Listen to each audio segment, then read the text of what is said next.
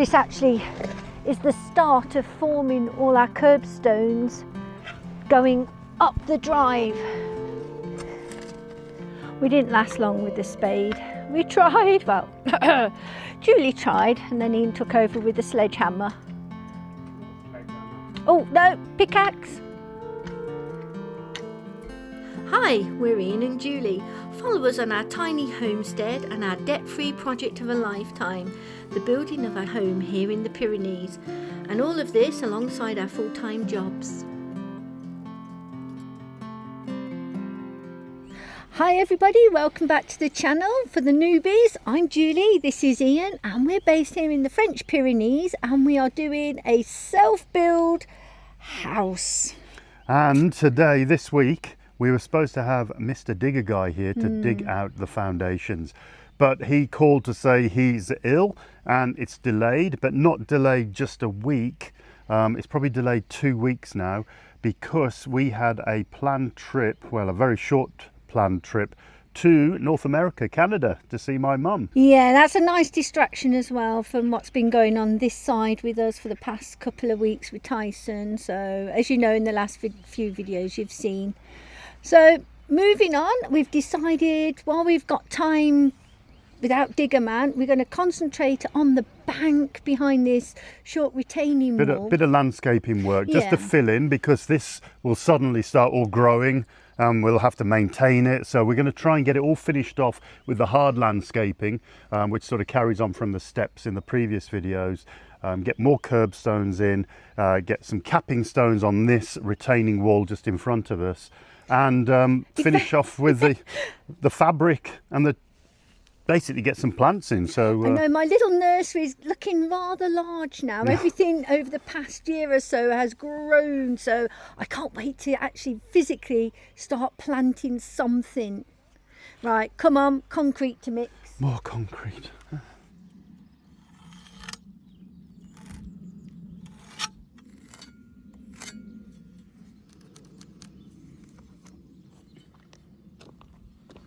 Site foreman watching over everything as usual from his basket. You all right, Flakes?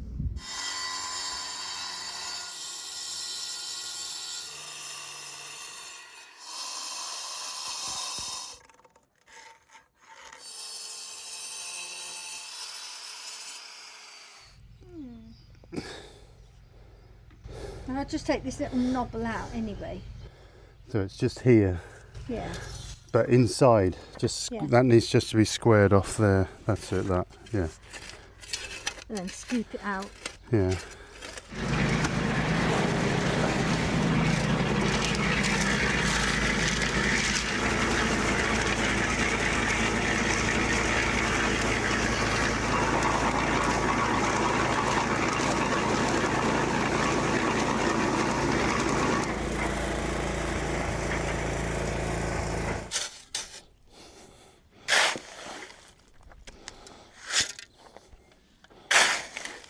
We've just put in not too sloppy a mix where we've dug this little trench out. We're just going to try and get this first one level to the one that Ian put in when we did the top step. Hence you have to shave a little piece off. Oh, Floki, you're always in the way. Come on, out the way, you silly sausage. I'm putting this at an angle. There's going to be two at an angle, and then hopefully we'll be able to get flatter.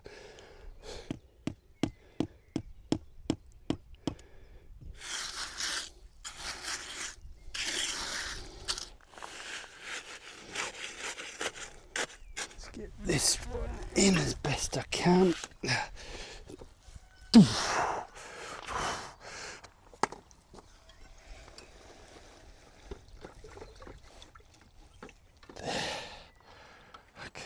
Yeah, that was a bit difficult, and I think nearly ran out of concrete there for just two of these. But the level's just on there to make sure it's flat, but I've just got the two. And then I did shave this piece off here so it would match in with the bottom one, but not to lose the height, because, get my shadow out of the way, I don't want to go too too low along the driveway because we've still got to build this driveway up with a finished surface. So we'll get rid of this mud here, this dirt on this side, and throw it over to this side because we've got to build up these little lumps just here, and then that's where the fabric's going to go, between the curb and the wall. And then we've got capping stones, of course. But these two here are going to carry on all the way to that yellow post just there. Oh, this is it. We are going into the bank to get the deposit paid for the framing company. So officially we're doing it. It's real.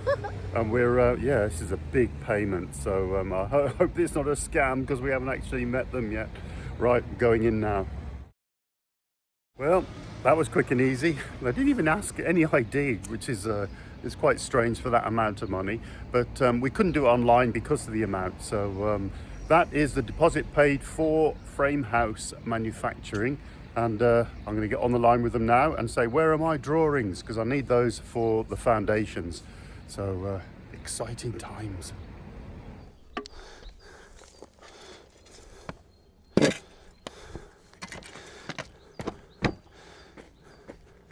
So while these two are just setting, we've continued along just digging out this line here in readiness, and the chunks that I've got out of there I've threw in this hole, and it's been with a skid steer to get some loose soil just to fill in some of these big dents that we have along the bank. So where we're filling in, that's where we had all those big cave-ins when we were initially digging all this out. So we're just going along, tidying up these big gaps. And we put a couple of boards down just to give some idea of the line that we need to be taking to build this up for our fabric.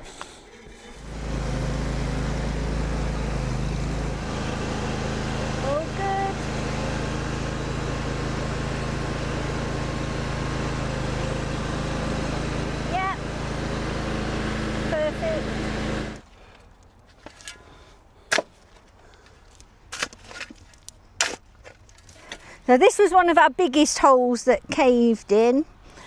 So we dug out a lot of the 20-40 big stones that we have along here, so we didn't want to waste those. So we've packed them out along the front where we put in the curbstones. Try and get this packed out as much as possible with soil. Oh, I'm so desperate to get my plants in here. And the sooner I do it, the sooner I can get more.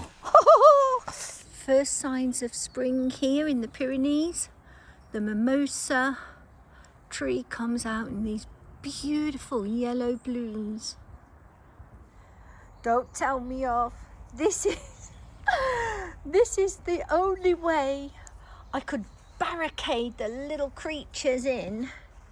I've tripled up this orange fencing. It's really for sheep, not chickens. But the little devils, they still manage to try and squeeze their way through. So far, 2 rows they could squeeze through. This is the 3rd one. Hopefully, no escapees. And the reason being, you are confined, you little rascals. I'm watching you.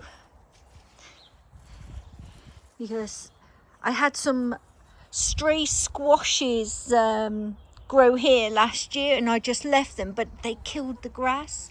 So that's my job this week. Tidy this up, get some grass seed down, and at the same time I've confined the chickens to a little run at the back of their house to get into the compost pile, which they're enjoying. They break this down so well with the grass. They can run all around the outside of their enclosure, and they have this area here. Oh, you're telling me off, you're not happy, are you? Hey? Bad mum. Unbelievable. 2 minutes. I just put all my things away and she's managed to get through again. It's the same one every time. Good morning. back on the plot quite early. We're waiting for an early delivery. We just need some more curbstones and also the capping stones. So they're coming this morning. Because we ordered all of them, it's a pretty heavy load. There's the rooster. It's funny. A new family have just moved in and they got chickens and roosters. We live in the middle of the countryside and they've had a complaint from a neighbour about the noise of the rooster. So they've got to get rid of it, which is, yeah, roosters are annoying, but God, look where we live. Love it. Love it. So we're just waiting for the truck and then we'll pop back for a bit of breakfast and then come back up and get a couple of these in because we are going on our travels in a couple of days' time. So we've got to get ready for that as well.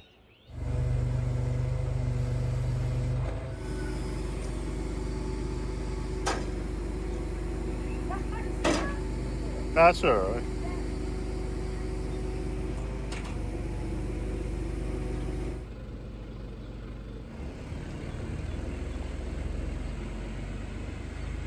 Observing it, I'm asking, which is why.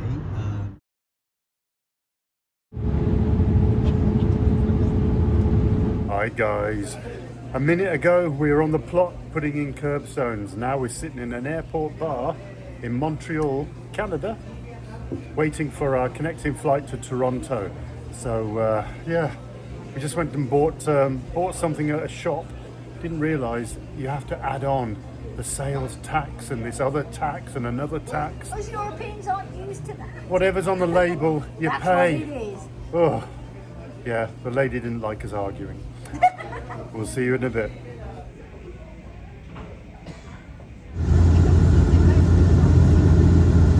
Well, we're here and the first place we come to is Home Depot! So it's our first time in, so we're just going to go in now and see how different it is to our small DIY shops and builders merchants. But I've got to get a little bracket for my mum's door, so we have a reason to come. This is very strange for us. We go into our stores and this is all just there to take off the shelf. Everything's locked. It's not much bigger than ours, but I think it's just got slightly different things. We wouldn't have this amount of Ryobi stuff. Certainly wouldn't have DeWalt. So, and Milwaukee. We don't get any Milwaukee really. No, But what I found is the price, I would say it's actually dearer here than back home in France. We've done all the price comparisons because you have to add 13% onto everything like we found out at the airport.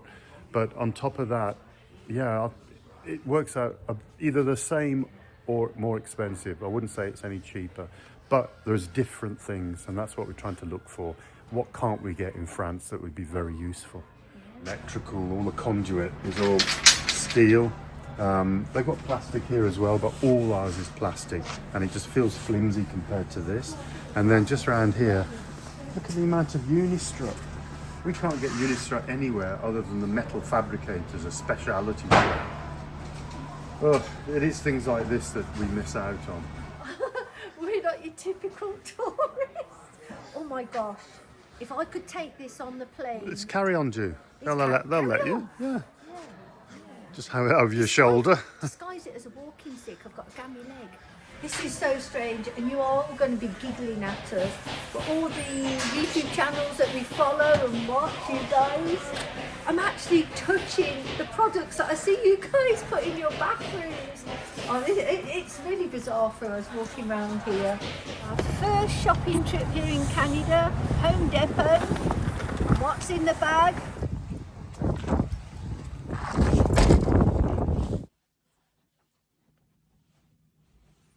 And our second tourist stop is Lowe's, but they call it Rona here in Canada, so we're just going to go into Lowe's now. One thing I did notice here, look at these square drivers. Never seen them before in my life, but I did actually buy some because I had to fix my mum's door catch. But look at those, no need for them at home. Well, we're on our way home. It's been a good 5 days, bus was cancelled, so we had to get an earlier bus, but now we're just getting to Billy Bishop Airport for the shortest ferry journey in the world. It's 90 seconds long, so we're going to just jump on that to get to the actual airport just over the water, and then we've got a long wait for our connection to Montreal and then on to Toulouse. Right, back to reality.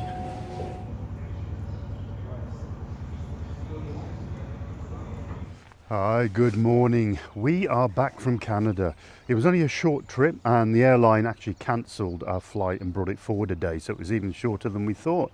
But we went out there to a quick visit to my mum, and I did a few little jobs around the house which gave me the opportunity to go into the big DIY stores. So we visited Homebase and Lowe's, which is in Canada called Rona, but it's exactly the same shop.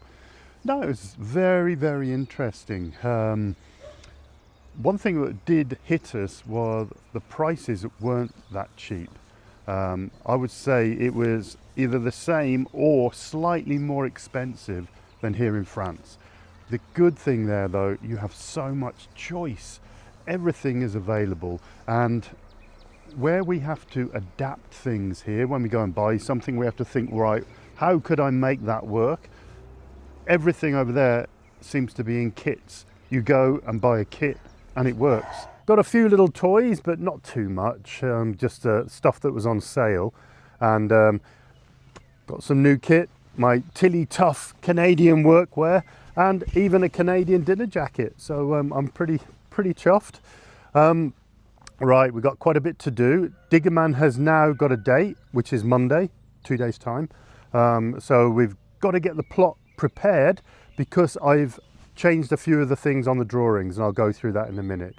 Got to go and fix the digger. It is stuck down at Lewis's after installing the solar tracker. One of the hoses blew, so I've got to get that done. And yeah, we're going to get a couple of trees cut down on the house we're in at the moment. They're a bit too tall, and I'm just not going to climb up there and get with a chainsaw and cut those off. So Julie found a guy, and he's coming in to do that. So quite a few things to do, so let's get on with it.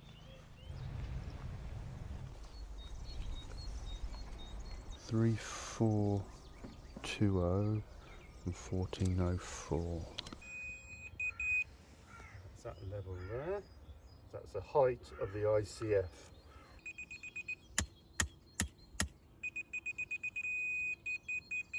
I'm redoing all the corners. I've got setting them at the actual the height of the ICF, which is basically the foundation coming out of the ground. On top of that will be the sole plate, the floor and everything else. But we're redoing it because I've had to redo all the plans with the new width of the wall incorporated. So the walls are now 400 millimeters wide, and so that's pushed the house out a little bit. And I've also just rounded off the size of the rooms. So instead of 3.92 meters, it's now 4 meters by whatever, 2.4. Here's the plan here. I've just now incorporated the structural walls. So even the internal structural walls are near enough 200 deep. So that decreased the room size. So I just need to change that. And luckily the digger guy was delayed because we've only just done that in the last couple of days. So these now are the finalized plans we're working to.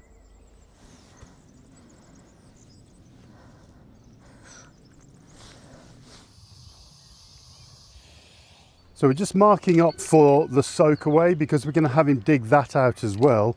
And we're going to have 1.5 meter wide, 2.5 meters width, and about 1.5 meter deep. And then we're going to fill that with cement blocks, all staggered like hexagonally to allow all the water to drop down.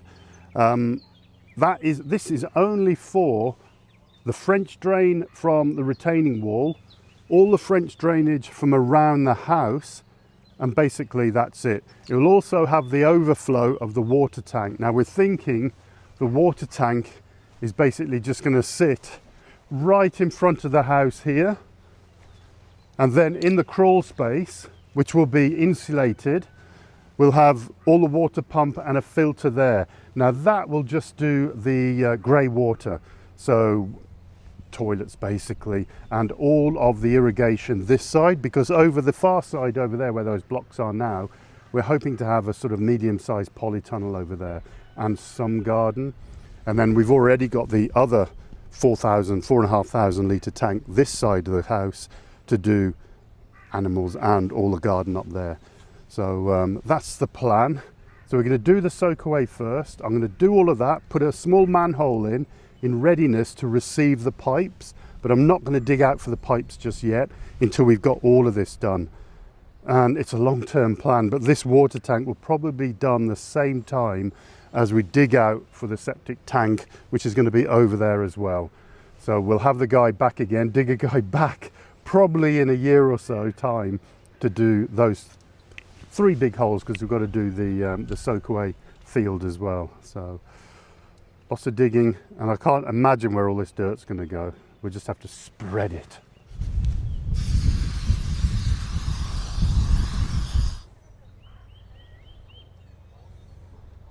So, do you think it's the 4th one? It's about the 4th step.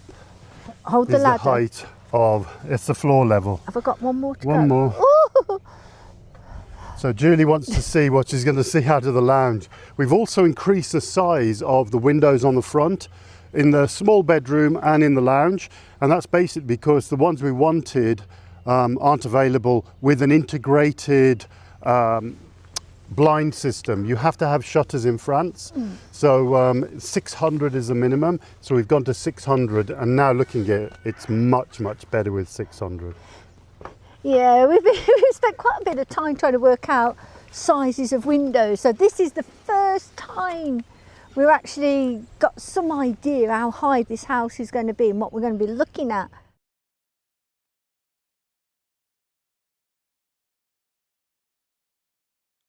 I've got a tree guy coming this afternoon. I'm here now waiting for him, and we're just going to top these 2 big trees, and hopefully all goes well. It's a bit windy this afternoon, so fingers crossed.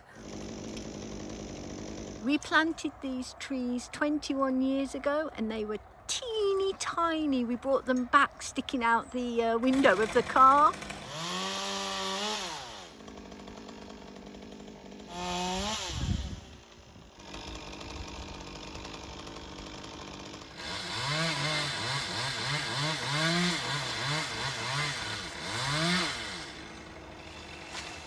Très brave.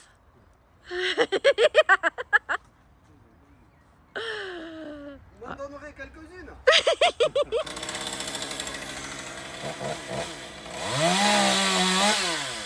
And another one goes. So the fun continues. He's now moved on to my second tree. We thought we was going to come back tomorrow, but there's too much rain, so we're going to crack on and get this second one, the top taken off. We nibbled all the top of the tree for us, and we've just filled my little rinky-dinky trailer. So that's going on my wood pile. Oh, look at that, my chauffeur's just arrived. I've got to get to my son's house because I've got to fix the digger. So I'm going to do that now while Julie finishes off here. So I will see you at my son's house.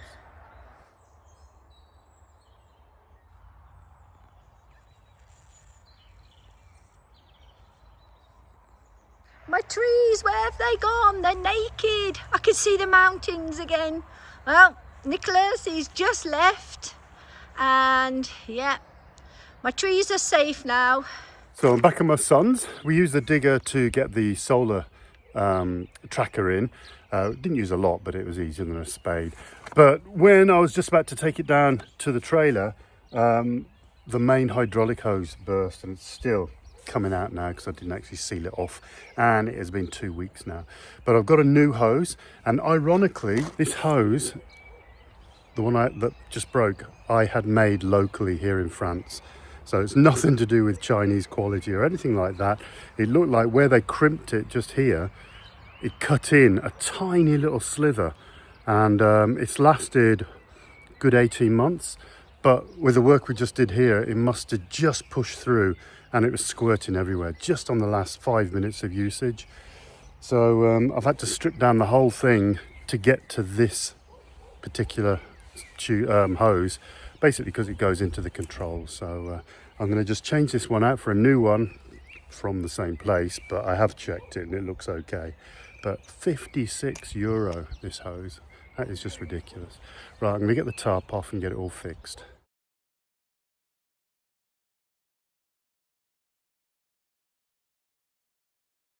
It is a mess. I don't know whether you can see, but the offending pipe, the hose has to go connect to here. So when we did it, I had to undo all of this tank sort of just to get to it. I mean, you can take the back off and it's easy access, but yeah, I've lost a lot of fluid. So I will just get it working and hopefully move it to the end of the garden, and then I'll get it on a trailer tomorrow, and sort of I'll use brake cleaner or something, get rid of all the grease, clean it all off and get it ready for when Digger Man comes on Monday. When I changed the hose, I tied a cable around the end, pulled it through, so the new hose I can do the same down there. You can just see it just there, and then I'll be able to pull the hose through the same path.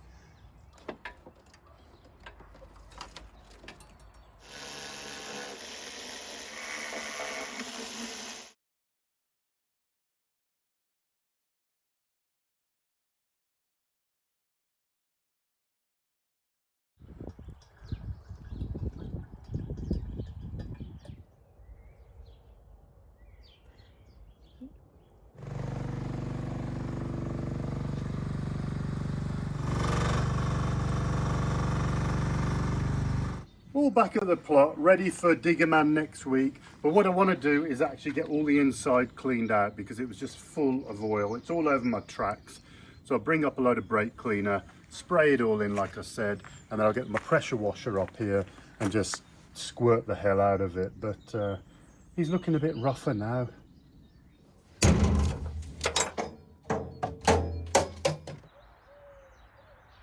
Just like to say a big thank you to everybody for your beautiful kind words regarding Tyson. Yeah, it's been a very difficult few weeks for myself and Ian dealing with this. He's been with us forever. Unfortunately, at the grand old age of 38, old age caught up with him very quickly. And after speaking with a specialist equine vet in great detail, and the only way I can explain what happened to Tyson is, in human terms, he had a stroke and it affected one side of him and he just couldn't stand on one side. He was, yeah. So it was, he was getting worse very quickly. And it was the hardest thing we've ever had to do, but we were with him to the end, and yeah, we're still coping and dealing with it, but I'd just like to say thank you. And I've not been able to speak on camera about this, so again, thank you everyone for taking the time to message.